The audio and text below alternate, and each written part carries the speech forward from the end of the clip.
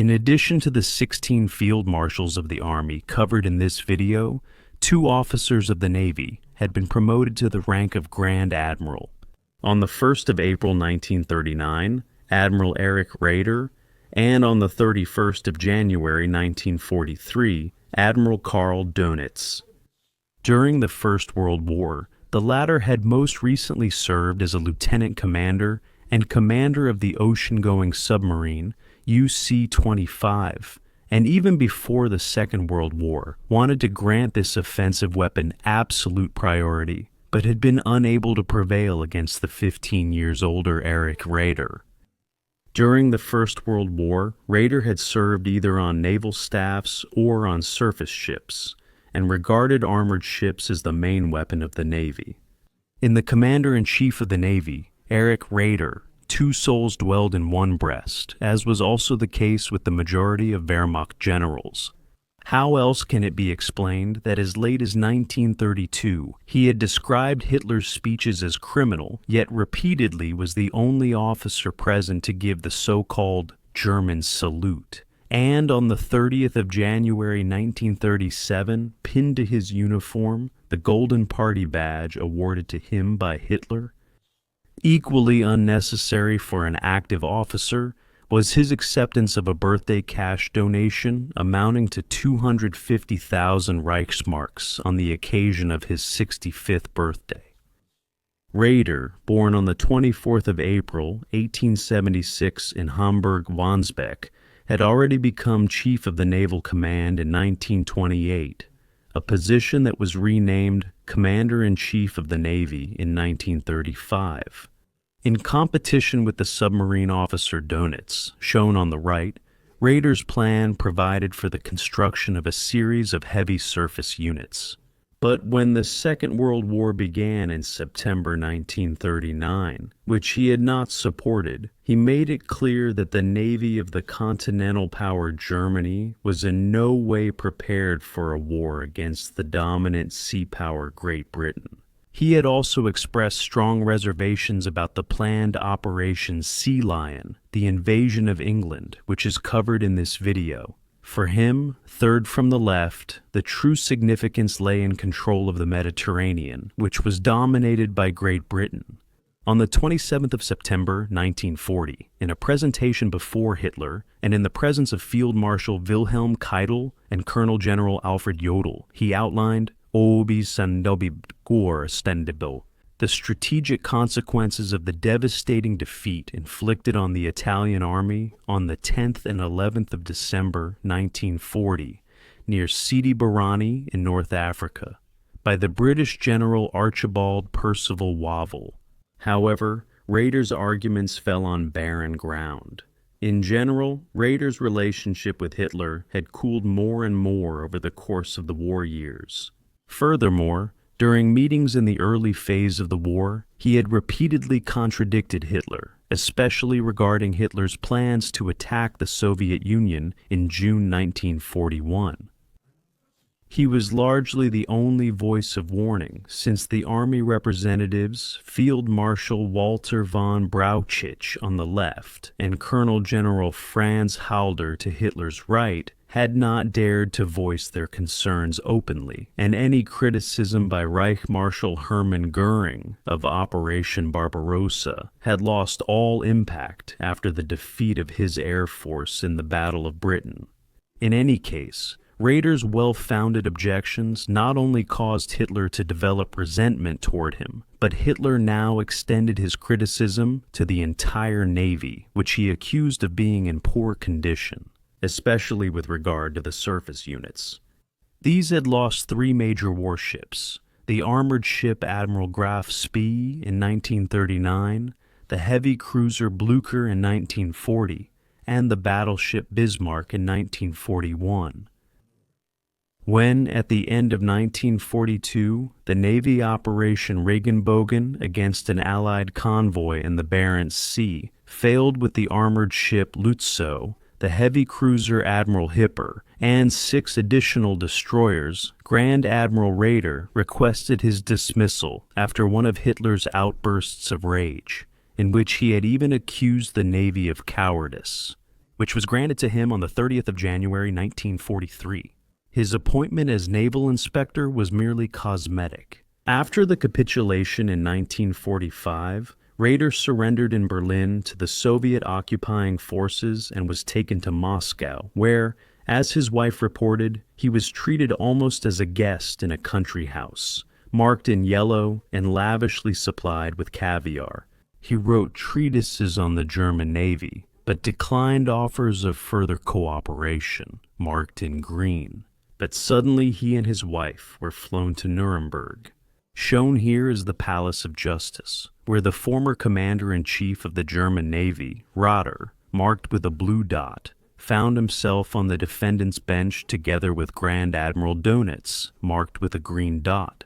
On the 1st of October 1946, Grand Admiral retired Raeder was sentenced to life imprisonment at the Nuremberg trials and transferred to Spandau prison. His request for execution by firing squad, like petitions for clemency submitted by comrades, was rejected by the Allies, as was the clemency petition for Dönitz. On the 26th of September 1955, after 9 years in prison, Erich Raeder was released for health reasons. Later, like Grand Admiral Dönitz, he was repeatedly a guest of the Bundeswehr, as shown here at the Naval Memorial in Wilhelmshaven, although for decades the Bundeswehr has removed both names from its list of traditions.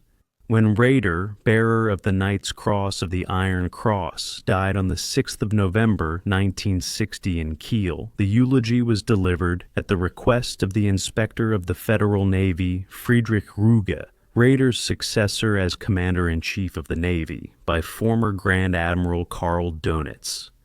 Admiral Raeder later distanced himself from both of them. At his farewell, Raeder himself had proposed his successors, the commander of the submarines, Dönitz, and as second choice, General Admiral Rolf Karls. The latter had been killed on the 24th of April, 1945, as district administrator of the Stormarn district, along with 705 other people, during a British air raid on Bad Oldesloe. In 1943, however, Hitler decided in favor of Karl Dönitz, who had served as commander of the submarines, abbreviated BDU since the 19th of September 1939.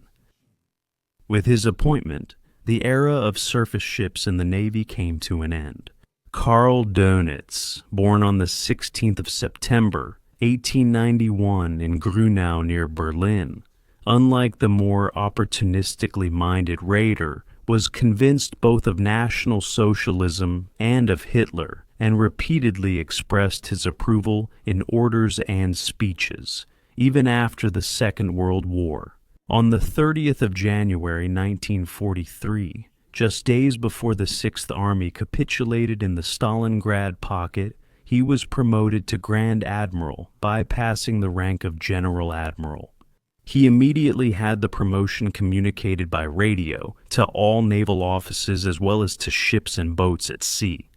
This first major act of the newly appointed Grand Admiral was transmitted verbatim by the naval radio stations, using all relevant encryption procedures, much to the delight of the British code-breaking specialists at Bletchley Park, northwest of London, as it unexpectedly provided them with a prime opportunity to decode the encryption systems.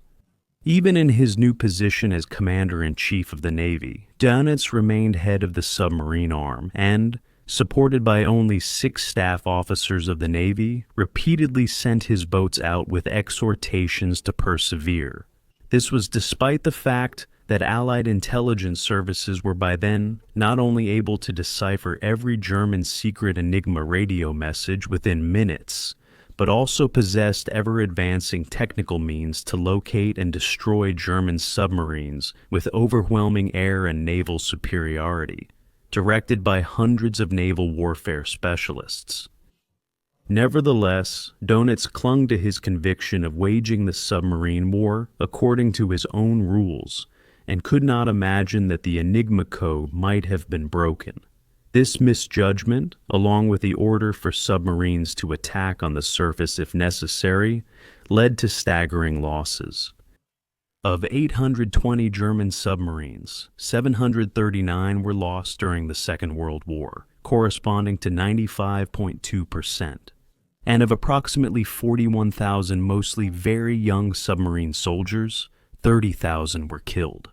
Among them was Lieutenant Commander Peter Dönitz, the youngest son of the Grand Admiral, who had served as watch officer on submarine 954 when it was sunk on the 19th of May, 1943 in the North Atlantic, southeast of Cape Farewell near Greenland by the British sloop Seinen, a cutter-like sailing vessel, and the frigate Jed, shown here as a sister ship with all crew members lost. As a result, Dönitz's second son, Lieutenant Commander Klaus Dönitz, was permitted for the time being to continue his training as a naval physician. However, Klaus Dönitz was also killed as a naval assistant doctor when fast attack craft S-141, shown here as another boat of the same type, which was to attack a convoy near Selsey in the English Channel, together with 9 other S-boats and on which he was embarked, was sunk on the night of the 13th of May, 1944, by the French escort destroyer La Combattante. This plaque at the parents' grave memorial commemorates the 2 fallen naval officers. When in April 1945, the western and eastern fronts could almost be reached on foot within a few hours, White still showed the territory held by the Wehrmacht. Grand Admiral Dönitz was appointed on the 17th of April, 1945, in addition to his position as Commander-in-Chief of the Navy, simultaneously as Commander-in-Chief of the Wehrmacht Northern Area. When Hitler took his own life in the Führer bunker on the 30th of April, he had previously appointed Dönitz by testament as his successor as Commander-in-Chief of the Wehrmacht, Minister of War, and Reich President, offices that Dönitz assumed from the 1st of May, 1945. From the 3rd of May, Dönitz established his seat of government on approximately 14 square kilometers in the last remaining unoccupied part of Germany, the so-called Special Area Flensburg-Mürwik, where he initially attempted to conclude a separate peace with the Western Allies. Although the Americans and British rejected this, they granted the Dönitz government 48 hours to implement measures once the representatives of the Wehrmacht had signed the total capitulation. This 2-day delay made it possible to guide a considerable portion of the Wehrmacht in central and southern Germany to the lines of the Western Allies, thereby saving them from Soviet captivity. After that, Dönitz governed with his cabinet, in which a number of former members of the National Socialist German Workers' Party had been appointed ministers, in complete misjudgment of the actual situation he was in. It appears that Reich President Dönitz and his makeshift group of ministers genuinely believed at the time that the victorious enemies would allow them to continue governing, but in reality, this was merely the calm before the storm. For when the Soviet side intervened due to the hitherto largely unmolested Dönitz government, Winston Churchill, shown on the left, also withdrew his protection. In principle, the British Prime Minister had intended to leave the Dönitz government in office for the time being.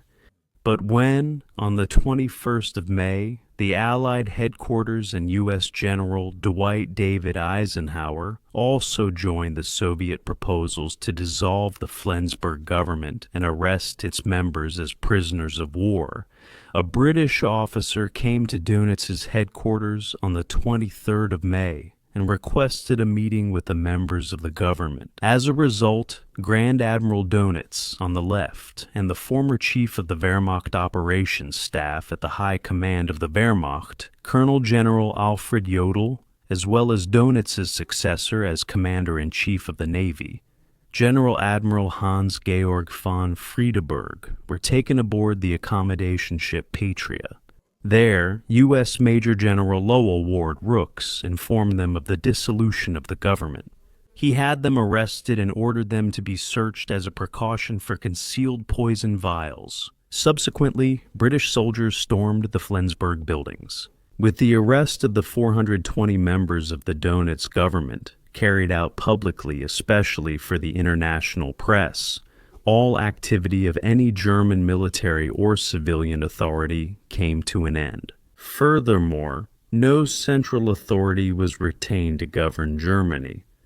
This power vacuum and totally defeated Germany lasted almost 2 weeks, until on the 5th of June, 1945, at 6 p.m. From left to right, Generals Bernard Montgomery for the United Kingdom, Dwight David Eisenhower for the United States of America, Georgy Zhukov for the Union of Soviet Socialist Republics, and Jean de Lattre de Tassigny for France assumed direct control over the administration of Germany with absolute authority through the Berlin Declaration in Berlin-Köpenick. From that day onward, Germany officially had no government. General Admiral Hans-Georg von Friedeburg, who had also been brought to the accommodation ship Patria, and was a co-signatory of the Instrument of Capitulation, ratified on the night of the 8th to the 9th of May, at the headquarters of the Red Army in Berlin, Karlshorst, returned from the ship to his quarters at the Flensburg Meierweg barracks, and took his own life with cyanide. Back to the Commander-in-Chief of the Wehrmacht, Minister of War, and Reich President Karl Dönitz. After his arrest, he was initially interned together with the rest of the government in prisoner of war, Camp No. 32, Camp Ashcan, in Bad Mondorf, Luxembourg. Later, at the Nuremberg trials, Dönitz was sentenced to 10 years imprisonment for crimes against peace and violations of the laws of war, a sentence he served in full at Berlin's Spandau prison. A planned conviction for unrestricted submarine warfare did not take place due to similar actions by the Allies. Thus it became known that the British Admiralty in particular had already ordered on the 8th of May 1940 to sink all enemy ships in the Skagerrak immediately. And Admiral Chester Nimitz, Commander-in-Chief of the United States Pacific Fleet during the war, stated in writing that the U.S. Navy had also conducted unrestricted submarine warfare against Japan in the Pacific. From the day the United States of America officially entered the war. As far as Dönitz's attitude toward his responsibility as a commander was concerned, he maintained throughout his imprisonment that he had done nothing wrong and also rejected any shared responsibility for criminal matters within the Reich government. It was also remarkable that more than 100 high-ranking Allied naval officers wrote letters to Dönitz in prison, expressing their disappointment over what they considered to be an unjust verdict against, as they wrote, a deserving officer. After his release from prison in 1956, Grand Admiral, retired Karl Dönitz, who had been awarded the Oak Leaves to the Knight's Cross of the Iron Cross in 1943, moved to Aumühle in Schleswig-Holstein, where he died in 1980 at the age of 89. In principle, Karl Dönitz, as the last German head of state, Grand Admiral, and bearer of the Knight's Cross, would have been entitled to a military funeral. However, this was prohibited by the then Minister of Defense of the Social Democratic Party of Germany, Hans Oppel, amid a storm of outrage. Nevertheless, as early as 1969, under Defense Minister Gerhard Schröder of the Christian Democratic Union, in consultation with then Inspector General Ulrich de Maizière, a directive had been issued that the Bundeswehr should forego a military ceremony at Dönitz's burial, since, quoting de Maizière, the soldier Dönitz cannot be separated from his political conduct around and after the 20th of July, 1944. This directive was further tightened by the defense minister of the Social Democratic Party of Germany, Helmut Schmidt, and later softened again by his successor, Defense Minister Georg Leber, until it was finally tightened to such an extent by Defense Minister Hans Apel and Federal Chancellor Helmut Schmidt that all soldiers were generally prohibited from attending the non-military burial in uniform. 5,000 people attended the funeral service on the 6th of January 1981 in Aumühle. Thus, the last head of state of the collapsed Third Reich finally became history.